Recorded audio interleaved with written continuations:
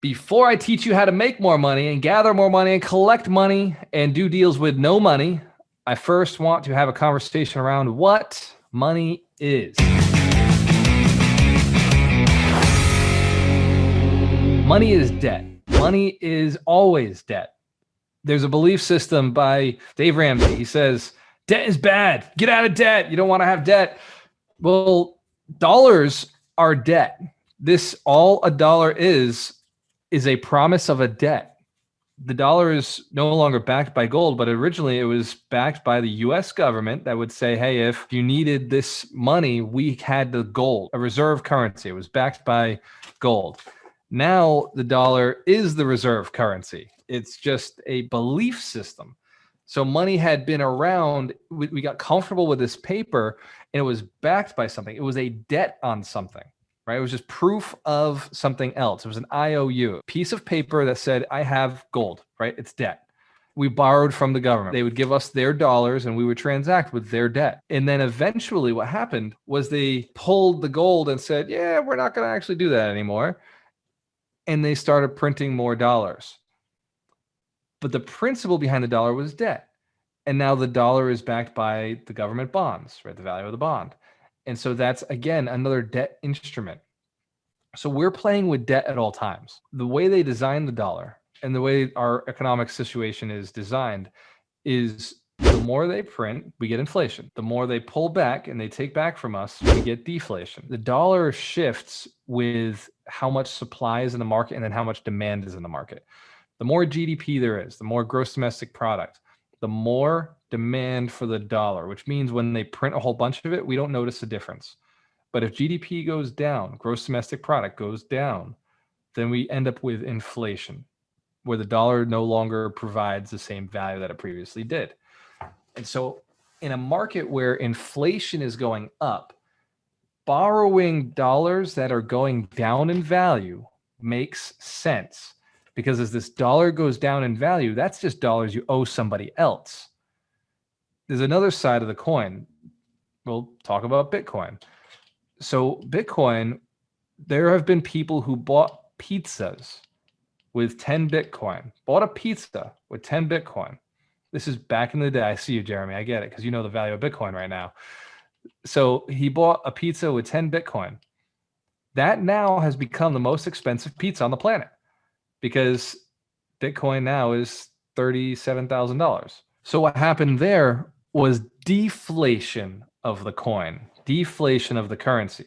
So that currency went up in value and everything it bought suddenly went down in value. It was able to buy significantly more of all the other stuff because there was less supply and more demand. So when you look at real estate, 5% on average is what it's gone up over the last 40 years that we've tracked it. With the dollar going down in value, and you can check, you can just go to the store and try to buy a piece of lumber. It's like fucking $9 now. It used to be $3. It used to be $2.50. This dollar doesn't buy as much. Whereas this Bitcoin could buy the whole rack, right? When Bitcoin used to be under $1. This is deflation. This is inflation. Real estate is deflationary and the dollar is inflationary. So it's inflating and this is deflating. You can't buy as much of this with this.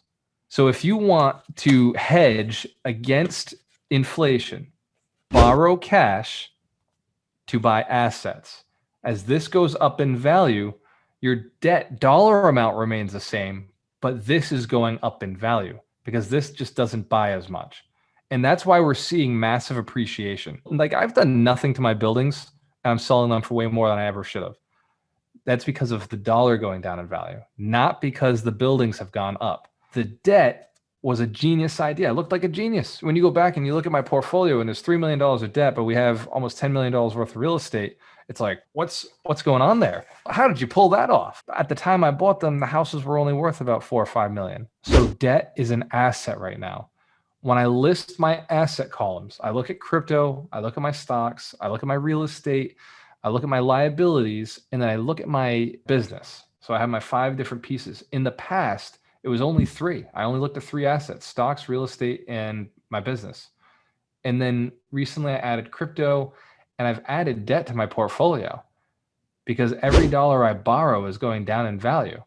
But if I put it against any one of those other 4 assets, I look like a genius. Banks don't lend on this shit. I love crypto and I own a bunch, but they don't lend on it. Some do. Some will lend crypto, Bitcoin or Ethereum, but they don't lend the same way that real estate does. They charge more interest, and they do not lend on the same level as far as term, 30 years, long term. It's very liquid. I had investors call me and say they need their money back because they had 750,000 in crypto and the market tanked, and they had a margin call and they were going to lose their money because the margin would sell their coins at half the value. So they owned coins and they borrowed against at $64,000 Bitcoin got up to. Then it went down to 33,000. And so this guy had so much margin, he needed to put 40,000 back into his account just to keep his coins. So they didn't sell them at the discount, at the loss. In real estate, we don't have that because the market doesn't shift that quickly. It takes months for the market to shift. And as long as you're making your payments, the bank never calls the note due. Unless you're large commercial, in which case then it makes sense to get way bigger than the banks could call the note due. There's an asset in debt. You want debt on your balance sheet. Aim for the debt because that debt's going to go down in value. Aim for the debt. Aim for the cash flow. Make sure the debt cash flows. You don't want to just buy debt. It has to make sense. I'm not suggesting debt for stocks. If you have stocks, then you could leverage margin to buy more stocks. I don't cross stocks with real estate. I don't cross crypto with real estate or stocks or business. We keep it in its lane. If real estate built up, then I buy more real estate. If stocks built up, I buy more stocks. If crypto built up, I buy more crypto. If my business built up, I reinvest in my business. Whatever is doing best, I reinvest in. There's a way to use debt on every one of those. With stocks, it's called margin. Crypto, you can take out loans against your crypto. It's real estate, it's called a mortgage. And if it's a business, it's a business loan. So you can take debt against any one of the 4 asset classes. But real estate debt lasts the longest, has the cheapest interest rates. They'll let you go 30 years on that note. Whereas a SBA loan, a business loan, they're going to say 7 years. Crypto, I actually don't know enough about it. My margin account, they'll let me go forever. It's 5% interest. And they require that the asset maintain a certain value in stocks and in crypto. They require the asset maintain a certain value. If it goes down, you get a margin call and they sell your shares. In real estate, the value goes down. They're just thankful you're paying. So we buy for cash flow and we use debt. We use debt. If you bought $1 million property with $1 million, you're losing money. You have to borrow money to do that deal. Are you cash flowing more? Yes, absolutely. Unless you went and bought 5 of those. You buy 5 of them, you're cash flowing significantly more, and your capital appreciation is 5 times stronger. 500% more. You want 500% on your money? Leverage it in real estate. You buy a $300,000 house. That property, then you go and take and you leverage it. You just, whatever the down payment is, 60,000, that's 20%. You leverage that 60,000, it gets you 300,000. Market goes up 5% over each year, so it's 10% over 2 years. It's gone up $30,000 in value. The stock market, same 60,000, goes up, we'll say 5% each year. That 10% that it's gone up is $6,000. The stock market's actually known for going up 8 to 12%. Let's go to the max and say the stock market goes up 12% each year on 60,000. Hey Siri, what's 60,000 times 24%? 60,000 times 24% is 14,400. It's half. It's half of what real estate can do at 5% appreciation. 14,400 on $60,000 invested, or $30,000 on $60,000 invested.